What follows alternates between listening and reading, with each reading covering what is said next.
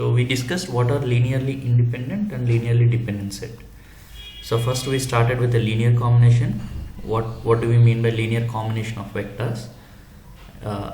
Example, suppose if you have v1, v2 and so on vn, the linear combination of these vectors is nothing but c1 into v1 plus c2 into v2 plus and so on plus cn into vn. So this is what we call linear combination of these vectors, where these ci's are coming from the field.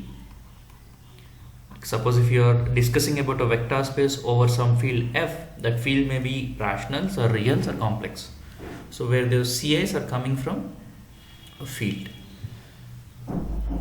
So this is how we define a linear combination, and then we have seen what is a linear span. Let's say if you want to see the linear span of some vectors v1, v2 and so on vn, so that is nothing but set of all linear combinations. Set of all linear combinations of this set v1, this vectors v1, v2 and so on vm. Okay, and simply this is how we are going to write.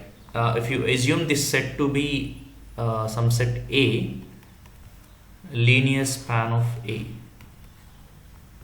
ls of A, it means linear span of A. It means you're going to collect all linear combinations. So you may have these elements here, such that where ci's are coming from real numbers.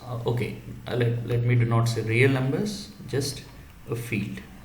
If you are discussing about a vector space over a real field, then okay, you can write that ci's are coming from real numbers. So this is what we mean by linear span.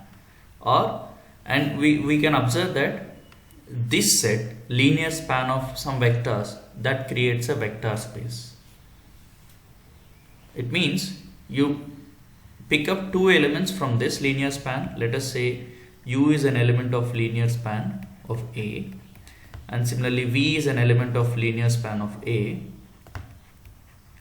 Then we can conclude that u plus v, this is also an element of linear span of A, and similarly lambda into u, this is also an element of linear span of A. You can easily see the proof. The moment you say it belongs to linear span, it means u can be expressed as summation ci into vi for some ci's. Similarly, this v can be expressed as v equal to summation di into vi. Now you can see what is u plus v. Now u plus v is nothing but summation ci plus di of vi. So u plus v can be expressed as a linear combination of vi's, therefore it belongs to that linear span. Similarly, you can see what is lambda into u, that is summation lambda into ci into vi. Yes, so this also belongs to the linear span. So this linear span creates a vector space. So if you observe that, it is clearly a subset of the vector space, and this itself becoming a vector space. So we call this as a subspace of that vector space. For example, I'd like to see a linear span of some set. For example, I'm taking matrices 1 0 0 1, and the next one is 0 1 0 0. So this is my set. Now I'd like to see what is the linear span of A. So it's nothing but set of all linear combinations of this, that is x into 1 0 0 1 plus y into 0 1 0 0, where x and y are coming from real numbers. Let's assume that I'm taking matrices with real entries only. Now in that case, every element here looks like this: x, y, 0, x, where x comma y are coming from real numbers. So I'll say that this is the space generated by these two matrices. A space generated by these two matrices is nothing but this. This space is nothing but, it is a collection of all upper triangular matrices,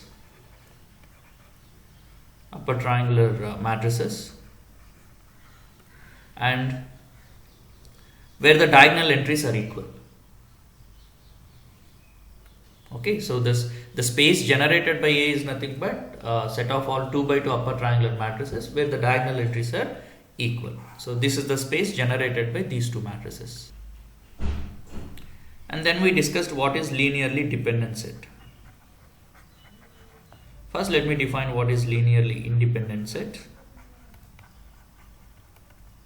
When do we say a set is linearly independent? Let's say if you have some vectors v1, v2 and so on vn, it's a subset of v, and this is said to be linearly independent. The linear combination is 0, c1 v1 plus c2 v2 plus and so on plus cn vn is 0. That implies, let me write, then all ci's must be 0.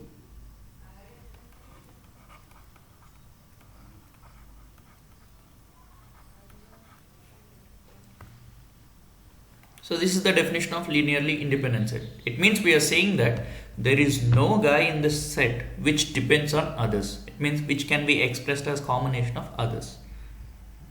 The moment you say ci's are 0, it means it's not possible to express vi as a combination of other vi's. So try to understand one thing. If the combination is 0, then the constants must be 0 if you want to say it is linearly independent. This way it is always true. When the constants are 0, linear combination will be 0. But we want it in the other way.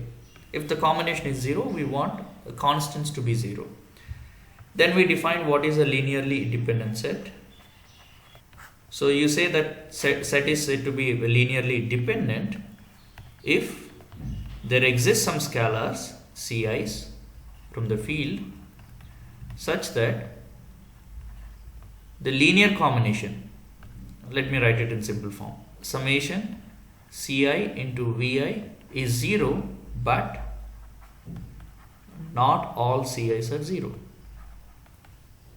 Okay, so but not all ci's are 0. It means there is at least one guy which is non-zero. It means there is one guy which can be expressed as combination of others. If you find two non-zero constants, it means there are two people like who can be expressed as others. If you find three non-zero coefficients, it means there are three people who can be expressed as others. That's what you can understand. Okay, so this is what linearly dependence and independence. And let's see the small properties of this. Let's say let A be a linearly independent set. Okay, so I have a big set A, so this is linearly independent. Now I'd like to talk about the subset of this and as well as the superset of this. So let me call the subset as B, whereas the superset as C. So if A is linearly independent, what can you say about B, where B is a subset of A? So can you say something about B? Is B linearly independent or linearly dependent? Can you say something?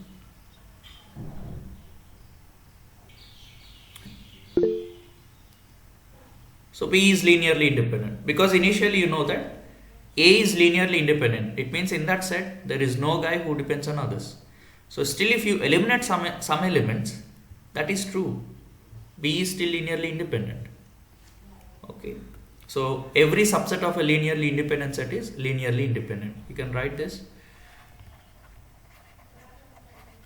Every subset of a linearly independent set is linearly independent. Okay, this is one point. And next, how about superset? So if A is linearly independent, now can I say that superset of A is also linearly independent? Need not be. Need not be. Why? Because you're adding some extra elements to that set and you're getting a superset of it. So if you add some extra element, it may happen that that extra element may depend on the elements in this set. So we cannot conclude anything about C. Maybe it is possible to find a superset which is linearly independent. But we can't tell it for sure. For example, if I take this set 1, 0, this set is linearly independent. Now if you take B equal to 1, 0 and 2 comma 0, this set is linearly dependent. Why? Because the second element is just a multiple of first element. And if you look at C, okay, let me take C1 and C2 because I am writing supersets. Let me take C1 and C2. Now C2 is 1 comma 0 and 0 comma 1. So if you observe that this set is linearly independent. So C1 is a superset of A which is linearly dependent. C2 is a superset of A which is linearly independent. But here if you are in R2, you can conclude one thing. Suppose if you take A equal to 1 0 and 0 2, this set is linearly independent, but there is no other superset for this which is going to be linearly independent. Why? Because we know in R2 the maximum size of the linearly independent set is 2. There can be maximum 2 elements in a linearly independent set. In R2, this is true in R2. Whereas in R3, 3 elements. In R4, 4 elements. In Rn, n elements. Okay, so we are done with linearly independent. So we cannot conclude anything about superset. It may be independent or dependent. But subset we can conclude. If it is linearly independent, then subset is also linearly independent. Next. So now I'd like to ask the same question for linearly dependent set. If you have linearly dependent set here, then for example, you see C1 is linearly dependent. The moment I eliminate this 2 comma 0, it became independent. Now let me construct another C3 that is 1 0 0 1 1 0 2 0 3 0. You can clearly see this is a dependent set. Now let me take subset of C3. So that is just contains 1 0 and 2 0. That's what exactly C1, right? So C1 is a subset of C3 and C3 is linearly dependent. How about C1? C1 is also still linearly dependent here in this case. But you can see that A is a subset of C1 and this is linearly independent. So when it comes to a subset of a linearly dependent set, it may be dependent or independent. We cannot conclude directly. So we cannot make any comment on a subset of a linearly dependent set. Okay, now let me talk about superset of a linearly dependent set.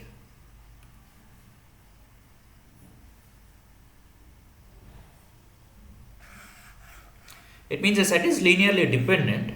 If I add some extra elements to that, is it going to be dependent or independent? Depending on what we are adding this. No. Try to understand.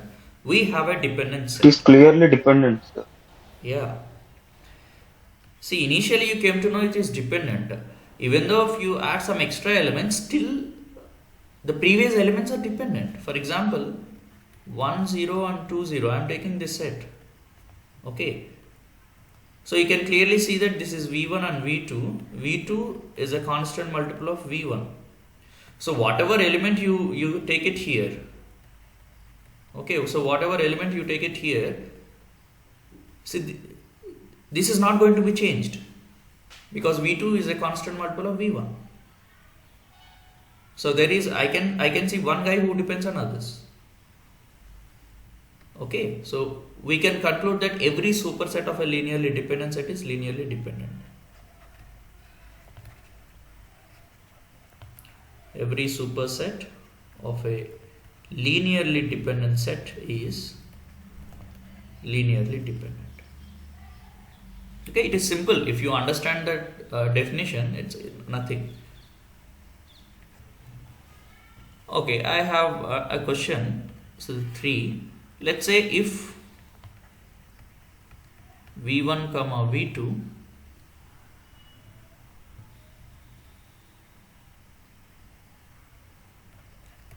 is linearly independent and I know the maximum size of linearly independent set in V is in the vector space. So I should write big V is 3. So this is information I have. Now I'd like to ask about this set. If this is linearly independent, so what can you say about V1, V2, and here I'm doing one thing. I'm going to take an element. Let's say I'm taking an element U, which is not a combination of V1 and V2. U is not a combination of V1 and V2, so which is independent of V1 and V2. But here, instead of adding U, I'd like to add this guy, U plus V1 plus V2. So tell me whether this set is dependent or independent. I'm taking a superset of a linearly independent set. In that case, we know it can be dependent or independent. So, but here I am saying that I started with a U which is independent of V1 and V2. It means which cannot be expressed as a combination of V1 and V2. Then I am adding this element U plus V1 plus V2 to this set. So, is this going to be dependent or independent? Independent. Independent, yes, correct.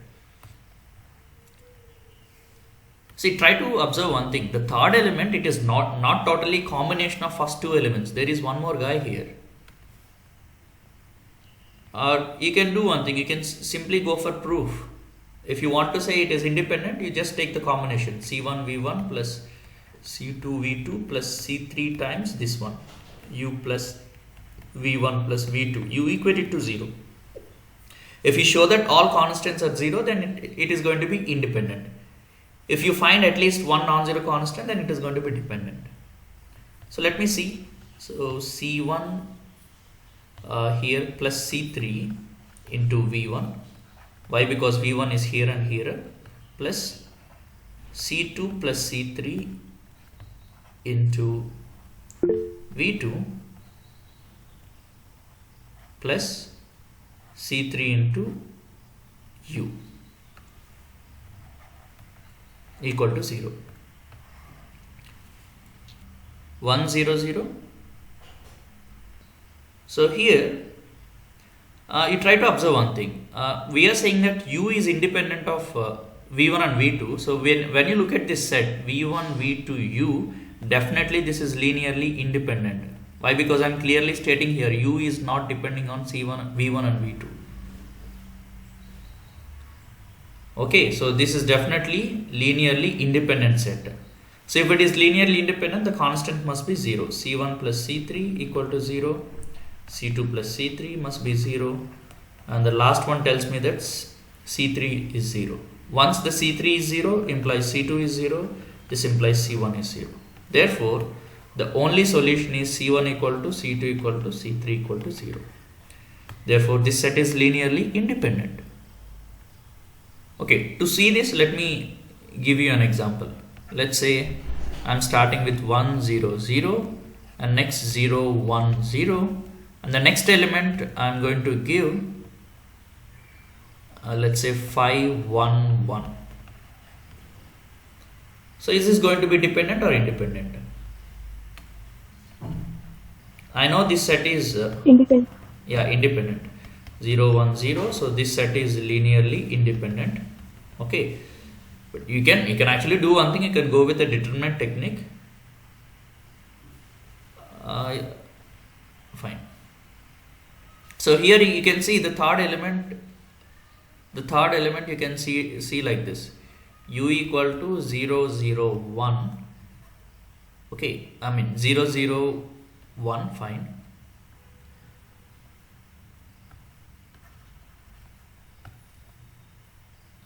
So now this third element can be expressed as this U plus 5 times V1 plus V2. So this is what I have: V1, V2, and this is U plus 5 times V1 plus V2. Okay, so this is clearly linearly independent. Suppose if you don't have this U, then you can say it is dependent, but you have U which is independent of these two. you can see that this u cannot be expressed as a combination of 1 0 0 and 0 1 0. Okay.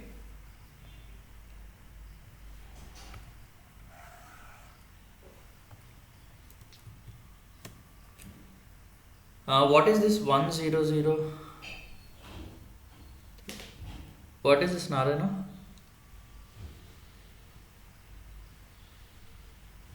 Sir, example, sir. Okay. But when you add all of them, you'll get triple one, and triple one is dependent on these three elements. Actually, last 001 is, I think, u plus v1. Sir, it is dependent, but it does not dependent on first two vectors, sir. Okay, okay.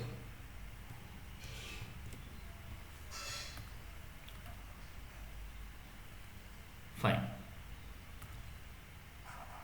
So we came to know what is linear span, linearly dependent and linearly independent set. And we came to know that we can generate a vector space with few elements. Now, if you can generate a vector space with few elements, now my question is this: suppose if I give you a vector space, can you identify some elements, minimum number of elements, so that you can generate a vector space with those elements? And try to pick up a set which has minimum number of elements.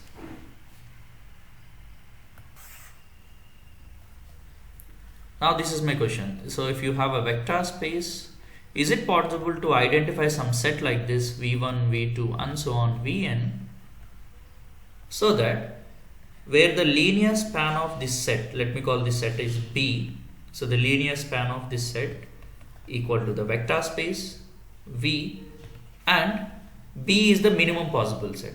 Minimum possible set we mean there is no element which depends on others. For example, in R2, if you take 1 0 0 0 1 0 0 1 and this is 1 2, you can see that with the first two elements I can generate R2. So why to have this guy? Of course, the linear span of this set is R2 only, but why to carry this extra luggage? This guy depends on these two elements, so better eliminate him. Okay. So then we prefer this set 1 0 and 0 1. Now you can see that there is no guy who depends on others, and this set generates R2. So it means we are looking for a set where the linear span is the vector space and B is linearly independent.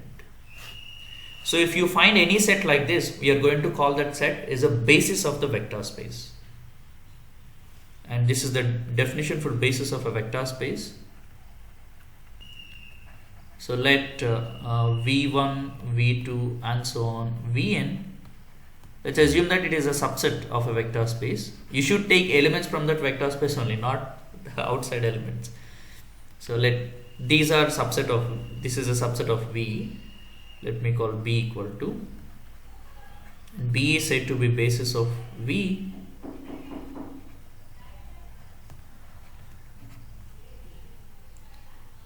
basis of V or F if, so the first thing, B is linearly independent, and the second thing, we want the linear span of B equal to V. The second condition, people may write it like this: B spans V. So LS of B equal to V can be written as B spans V. So these are the two things we needed.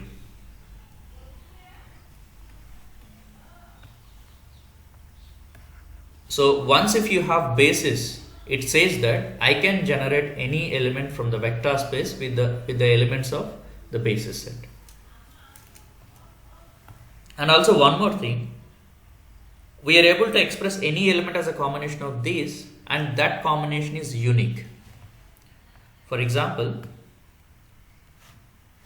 let's say let me take R2. Let me explain with an example. So you know the standard basis of R2 is this. because this set is linearly independent and its linear span is nothing but R2.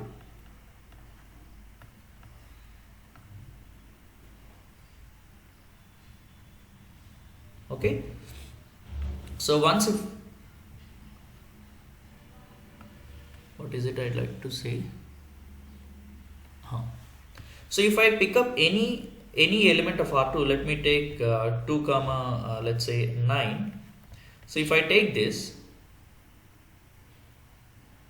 then this can be expressed as 2 into 1 comma 0 plus 9 into 0 comma 1. So this is the only possible way to express this 2 comma 9 with these elements. There is no other way. I mean, this 2 comma 9, if you write it as a times of 1 comma 0 plus b times of 0 comma 1, then a must be 2, b must be 9. No other combination will give you 2 comma 9.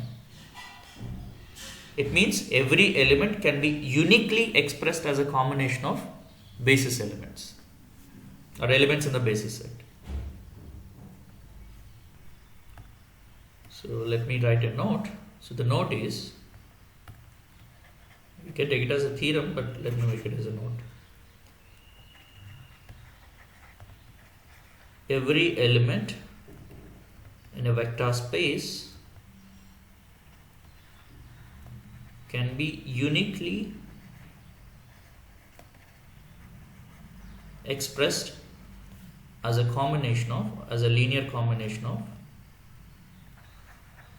elements in the basis set.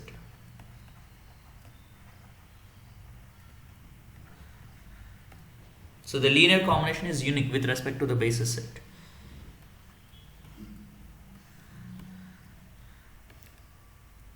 Okay, now let me define what is a dimension of a vector space. And one more thing, we need to write one more note. You take any two bases of a vector space and it is going to have the same number of elements.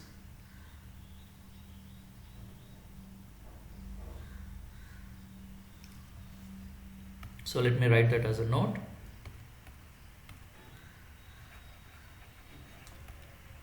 Any two bases of a vector space have same number of elements.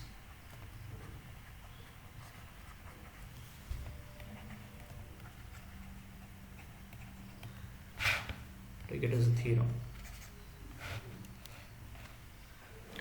It means this is what we are saying. Let's say if B1 is a basis of V, and similarly came to know B2 is a basis of V.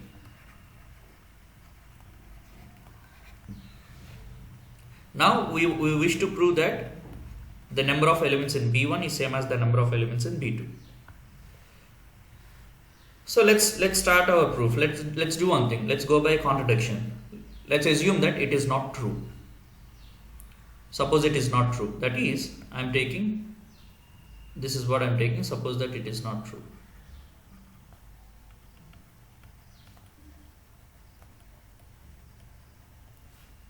So it means you are saying that the cardinality of B1 is not equal to cardinality of B2. It means what? Definitely, if you take two real numbers, the relation between them is either they are equal or one is less than the other or the one is greater than the other.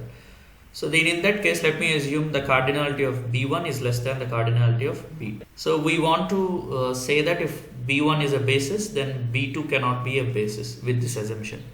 Okay, let's assume that. So here they have given B1 is a basis. It means B1 is linearly independent. Okay, now we'll do one thing. So what we'll do is we'll assume the elements in B1 as V1 and V2.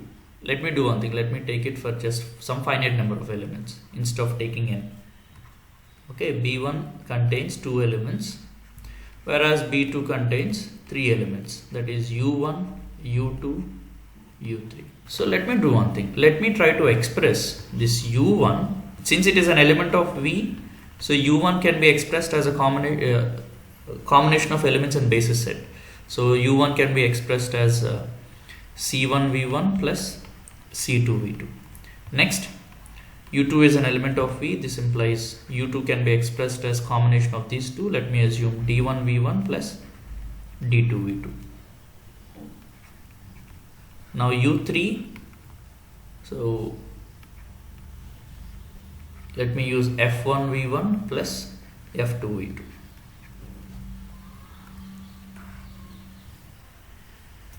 You look at the first two equations. Okay, so now here you know one thing, these two are independent. Since B2 forms a basis set, then definitely this is linearly independent. So if you take subset of a basis set, then definitely that is also linearly independent, because we know every subset of a linearly independent set is linearly independent, right? So now you clearly see that this u1 and u2, they are not constant multiple of each other. So we have a linear system with two unknowns and two independent equations. We know it has a solution. So you can solve for C1 and C2. And here I can do one more thing. The thing is, you can express V1 as a combination of u1 and u2, and similarly you can express V2 as a combination of u1 and u2. It is possible, right? Can you understand it? So you multiply the first expression with d2, that is d2 into u1, and the second expression with c2 into u2. When I add it, the result I get, here I multiplied with d2, so d2 c1. Let me subtract. So when I subtract, here the coefficient is d2 c1 minus c2 d1. So this is how you can express v1 as a combination of u1 and u2. Similarly, this v2 can be expressed as a combination of these two, u1 and u2. So this implies, you can see that u3 can be expressed as f1 into, let me assume this v1 is like alpha 1 into u1 plus alpha 2 into u2, plus f2, and this one let me assume beta 1 into u1 plus beta 2 into u2. So u3 equal to, I can say f1 alpha 1 plus f2 alpha beta 1 into u1 plus f1 alpha 2 plus f2 beta 2 into u3, sorry, u2. So therefore u3 I am seeing it as a combination of u1 and u2, some constant into u1 plus some other constant into u2. It means what did you get? You got that B2. This implies this set B2 is linearly dependent. So this implies B2 cannot be a basis of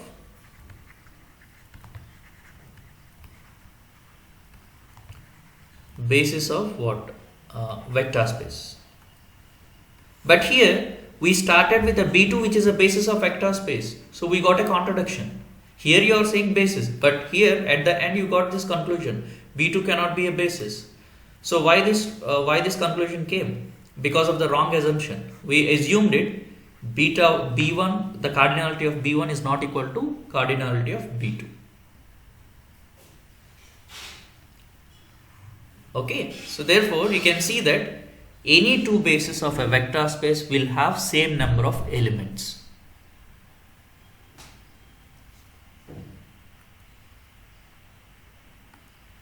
I hope you got this right.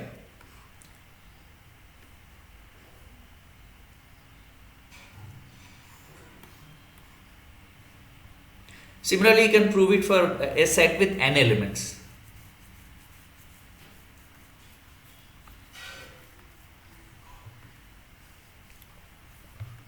Now let me write a state. Okay, you came to know that any two bases of a vector space will have same number of elements. Now we are going to define dimension of a vector space.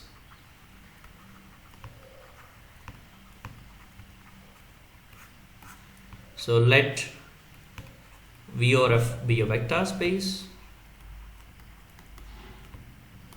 and you assume that this B is a basis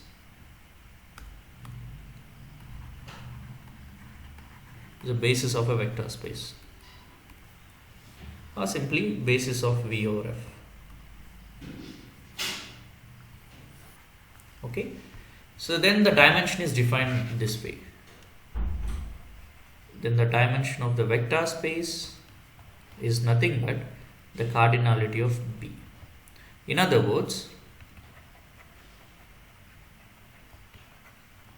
dimension of a vector space is number of elements in the basis set.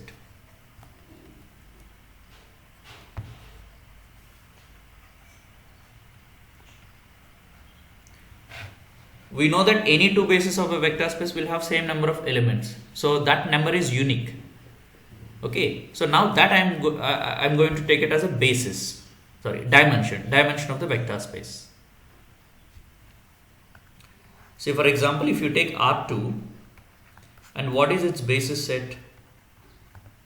So the basis set is nothing but 1 0 0 1. I'm going to write the standard basis. You can have many other bases, but I'd like to write just standard basis set.